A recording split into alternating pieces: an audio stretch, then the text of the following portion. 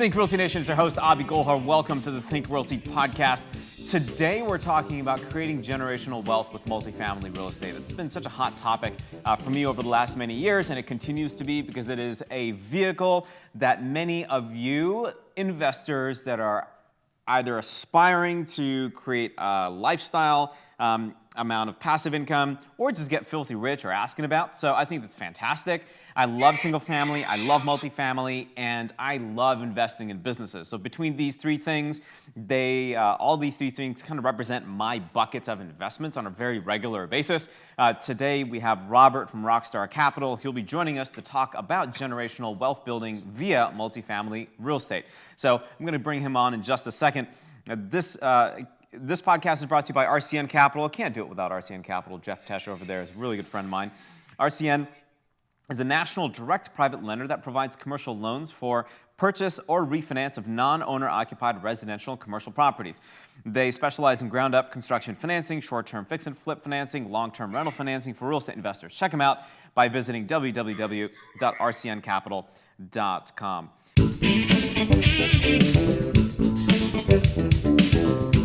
So my guest today is Robert Martinez. He's rockstar-capital.com. Definitely check him out. As I mentioned earlier, we are talking about multifamily real estate investing. Robert just for 2021 won the Multifamily Investing Award from Think Realty. So I'm really excited to connect with him because there are a lot of opportunities here that you, an investor, might be interested in, especially to understand and learn how to make your money work as hard as you do. Robert, welcome to the show, man. Congratulations again. Well done. Hey, thank you so much. It is an absolute honor to be on the Think Realty podcast with you guys, and thank you for that award. That was a really fun award, because it was a voting process, right? So it was me against some other heavy hitters, and the ability to use the power of social media to let everybody know, hey, there's this context going on. I really would like to win. Can I count on your support? To see people come in there and vote, I think it was a lot of fun, and it means a lot to win that one. You got it. So, man, there's a lot of opportunities in the multifamily space. As a high net worth individual, I might be thinking, how do I know where to go?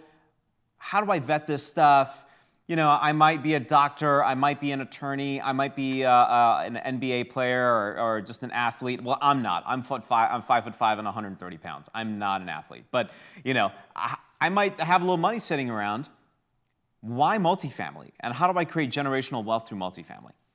That's a fantastic question. And today in 2021, there are so many resources to get the information you need. When I was back in 2007, 2008, first discovering this, I heard about multifamily through business radio. And I was a seasoned sales guy working in the oil gas industry, and I wanted something different. As a sales guy, I'm a commission-based driven. So I wanted to kill what I wanted to eat what I killed during the day. And my employer was messing around with me on my commission plan. So I found a real estate club in Houston, Texas. And I got the information I needed out of this real estate club. I joined thinking I was going to do single family when I went to the 2-day boot camp. And I wound up going on Sunday and discovering the world of multifamily. I discovered what later on I think we're going to discuss is the magic formula. I discussed value. I learned valuation. But more importantly, I got exposed to like-minded people. So generational wealth through multifamily is very achievable today. But before you invest in anything, you got to invest in yourself. Don't go at this alone. Do your research on YouTube. There's plenty and hours of endless hours of information on multifamily investing. But what I did was I joined a real estate club. If you're by a major metro area, there's probably a big real estate club there. Get around that group. Go to the case study night. Listen to the award, to the fellow members' presentation of their investments, and you'll find very quickly that this isn't like a fly-by-night infomercial. This is genuine. This is real. This is something that you can put your hands on, and you can create generational wealth. I $10,000 on that real estate club to get education back in 2007, and today, I can't even come up with the exponential growth. My net worth has grown to tens of millions of dollars. I own $450 million today in multifamily, and I didn't know a thing the day before I walked through that club in January of 2007.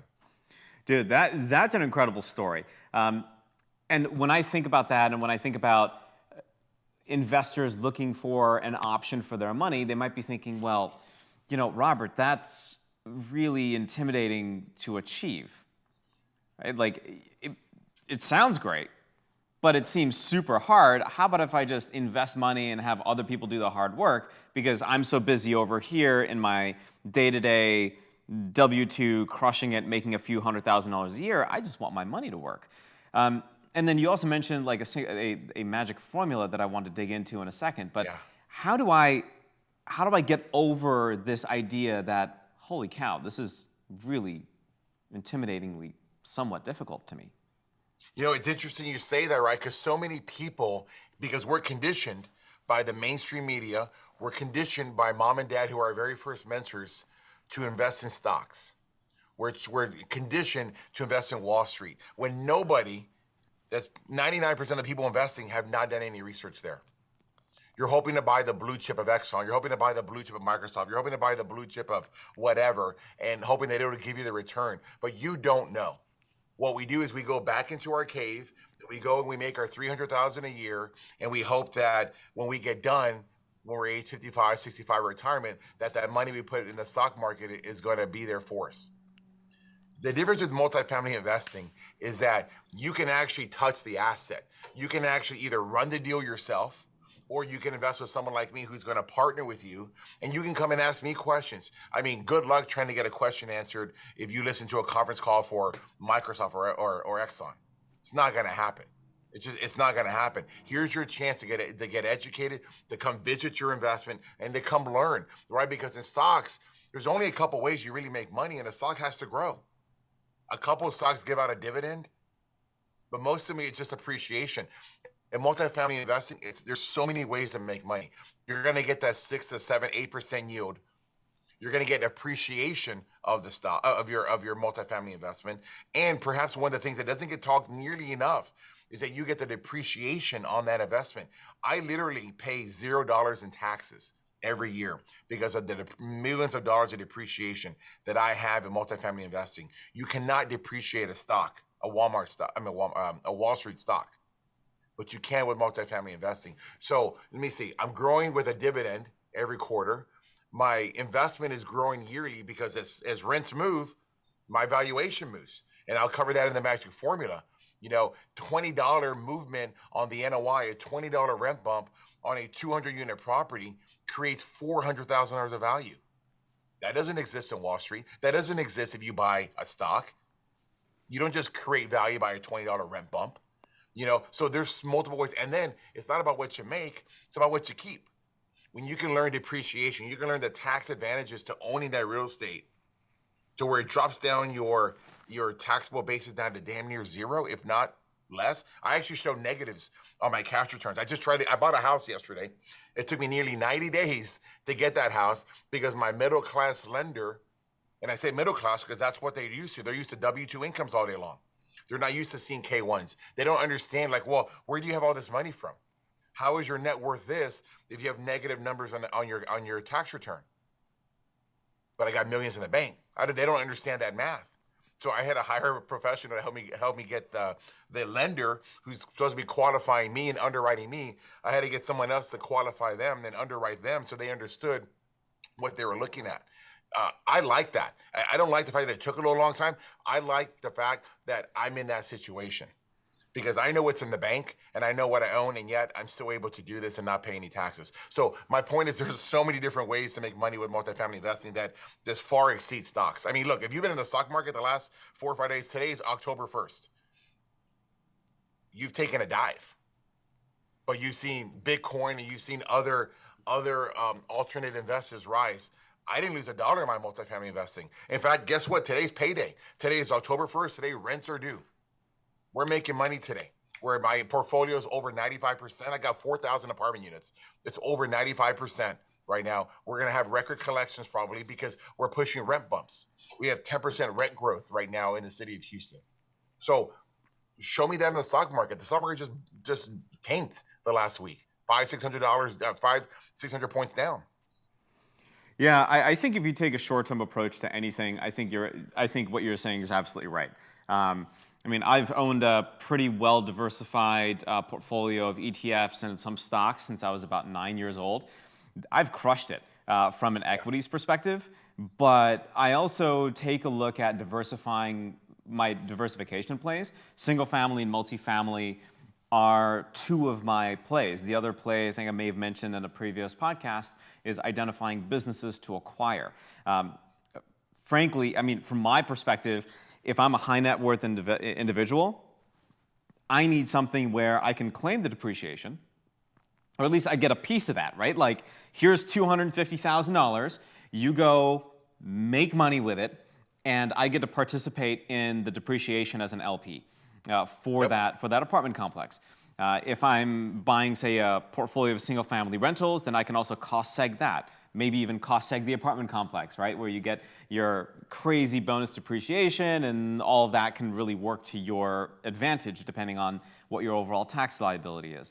But yeah, I think if you're playing the stock market and you're playing Bitcoin and you're thinking, well, I'm going to make $1,000 in a 2-hour time frame, yeah, I think that's where you lose a lot of money.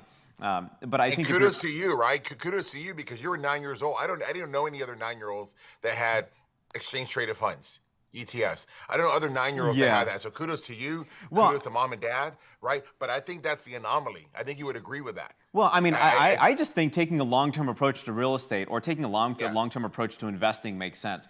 Even if you buy and fix and flip, like all you fix and flippers out there, if you are buying a property, you're putting, let's say you buy it for $100,000, right? You put 50 in it, you sell it for 250. You're paying capital gains tax, which is now going to kill your overall returns. I mean, that's just like investing in Bitcoin and selling it 2 hours later. That's a terrible idea unless you're able to find some opportunity zone qualified fund which invests in a qualified property, and then you can push those gains out 10 years, push those taxes out 10 years.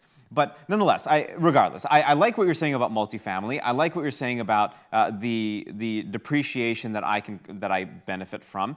And listen, what I admire about what you've been able to do, man, is take knowledge. Like, it all came from your desire and ambition to take this like future that you want to build for yourself and make it real today, and then say, I'm going to go crush it, and I'm going to go do whatever it takes to find multifamily opportunities. So 2 questions for you. Number 1, as an investor that doesn't want to do all the hard work that you've done, but I just want to ride on your back, how do I get involved and invest money? Like, that's question number 1. Question number 2, what is your number 1 deal source? What is your number 1 deal source? Yeah, to answer your questions, I think it's amazing, right? Because multifamily has leverage. You don't really have that in the typical sense of what I'm about to describe it when it comes to stock. You know, most stocks, you want to buy the stock, you got to put the full amount. You can't borrow from Bank of America $7.5 million to buy $7.5 million of stock. Yeah. Not that I'm aware of. I'm not that sophisticated in stocks, but I don't think so. It's amazing in multifamily investing. Literally, my little boy, he's a man now. He's 16. He just had his 16th birthday, and we went out and had dinner.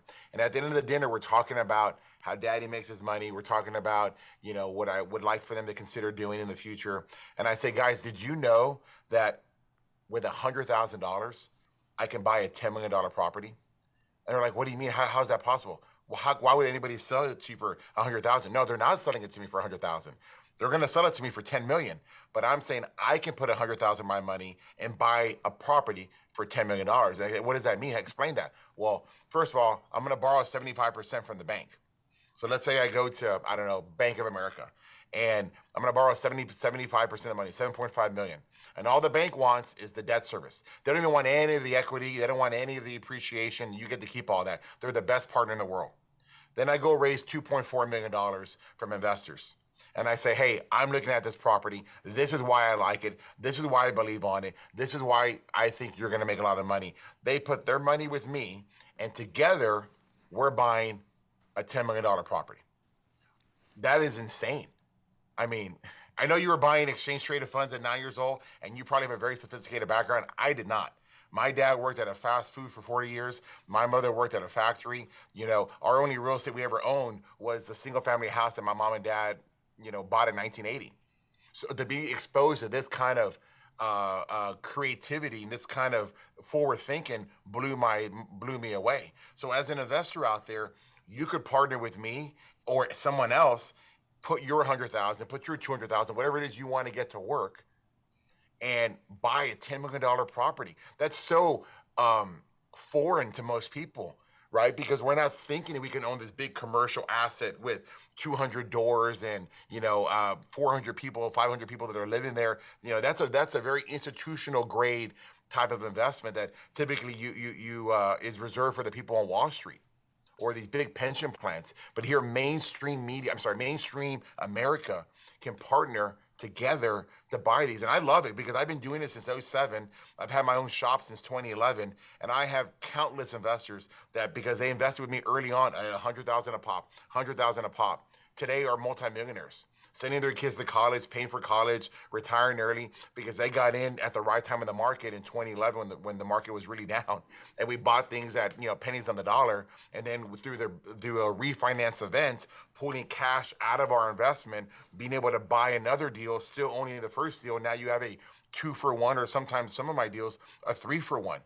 I mean, these are amazing options you have that as a everyday investor, if you want to keep your high paying job, whether you're a doctor, an attorney making 3, 4, 500, or, you're a dentist or something different, you're making, let's say 200, 250, you can keep that. You can put your money over here with someone that you trust, hopefully someone that you vetted, somebody that has a track record, someone that's never lost money on a deal, someone that's never had a cash call, somebody that puts his money on the deal himself and doesn't just take your money, someone who's willing to go recourse debt on it and sign on that, someone that you feel has skin in the game. Partner with them and work the system for the next few years. Because if they're doing it right in a 5-year horizon, you should be able to pull out the lion's share of your investment. The lion's share of your investment in a refinance tax-free event, which you then hopefully will double down and buy another deal. I mean, I think that's the power if you were a passive investor. And I'm sorry, what was your second question? The second question is, what is your number one deal source? Because a lot of folks out there are having trouble finding deals. Do you have like a particular kind of secret sauce on deal acquisition? Man, I tell you what, information is king. Information is king, and the brother to information is relationships. You got to have relationships. You got to know the people in the market. And I don't mean the person that owns the deal. I mean the person they're going to hire to sell the deal. I've been very fortunate in my career that as a former salesperson, I can speak. I have a bit of a personality. I understand language and I understand communication and I understand what it is we're trying to do. We're all trying to get to the finish line. We're all trying to get to the goal line. So how do we get there together? Being sure of what you want, knowing the jargon, knowing the lingo, building the relationship with the brokers is a great way to find an off-market deal.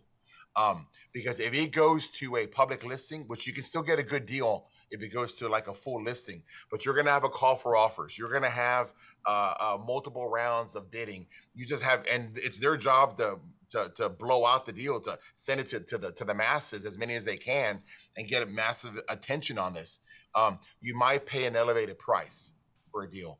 It doesn't mean you won't make it back, because I still think it's very important to control the deal. And if you're going to hold it for a 5 to 10 year horizon, you might make back that little bit of extra percentage that you're having to pay up front. But you're going to have to go against someone like me, or you're going to have to go against someone like you, or someone else who really wants the deal. Here's the thing too. The better deals can be found in the smaller unit counts than they can in the big unit counts. In the big unit counts, you're going up against institutional investors. There was a deal in Destin, Florida that I really wanted. I've never expanded outside of Texas. We got our 4,000 units here in the Texas market. And there was a deal in Destin. It was in a lease up, and I had a chance to get it. And I made the final bidding, and I really wanted it. I hit the guidance. I had, it was an $80 million deal. I had $800,000 hard. I've never done that before. That was a lot of money for me. I've never done $800,000 hard day one, meaning that just to get into the contract, I'm guaranteeing I'm putting $800,000 of my earnest money up just for the right of looking at the deal. And we were getting really close to it. And some big institutional investor, a big pension plan out of New York, came in, swooped over everybody, paid $5 million more than everybody, and went $2 million hard. Now, I wasn't prepared to swing that kind of bat. but you see the attention because they want to get their money to work. But if you're looking at a 15 unit deal or a 50 unit deal that's going for $1 million, that gets a lot less of attention because that's owned by a mom and pop. Those are the great kind of deals that you can really juice because, it's owned by a doctor that bought this deal 20 years ago and now his daughter owns it and she's not really paying attention to it, or they're an out of town person. There's some great opportunities to get deals that are smaller if you're trying to do this for the first time, which, look, multifamily changed my life. You can go two paths. You can either own it yourself and just run it yourself, or you can work with someone like me who's got a track record of someone else and build with them and keep your W-2, high-paying job.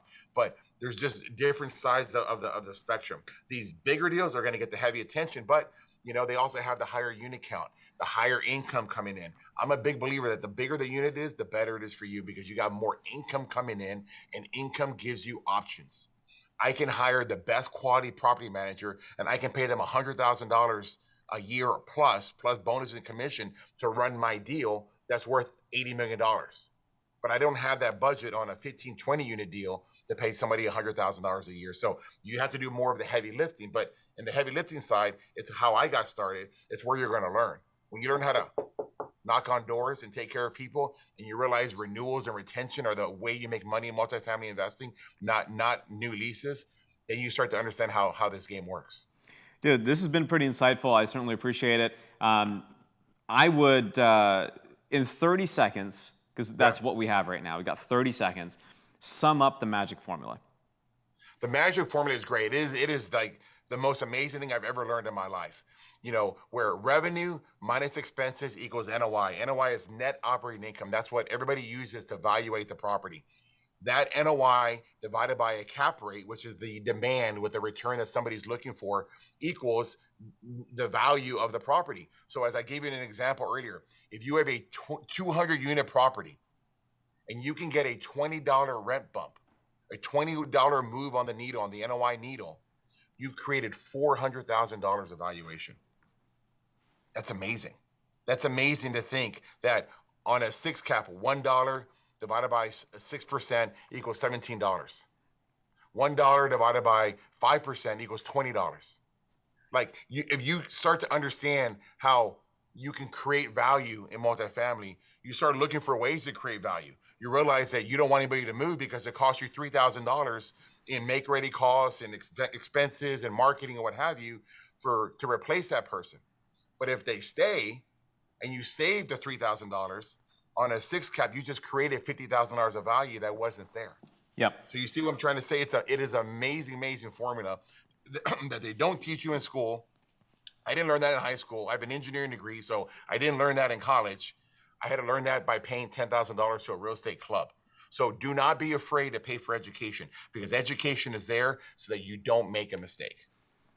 Awesome, man. Dude, this has been great. Thanks a lot. Certainly appreciate it. Congrats again on the 2021 Multifamily Investor of the Year Award presented by Think Realty. And dude, I really appreciate the insight. What's the best way to reach you? Is it rockstar-capital.com, right? If I was interested, I want to lend you some money. Yeah, how do I do that? Yeah, absolutely. Our website is rockstar-capital.com. Cool. I've got a personal page at apartmentrockstar.com. You can follow me on social media. On Instagram, I've got a pretty good following. I give a lot of free content at Apartment Rockstar. And if you're interested in any kind of coaching or anything like that, send us an email. Awesome. Dude, Robert, you're a rock star. You like how I did that? Cool. Thanks a lot.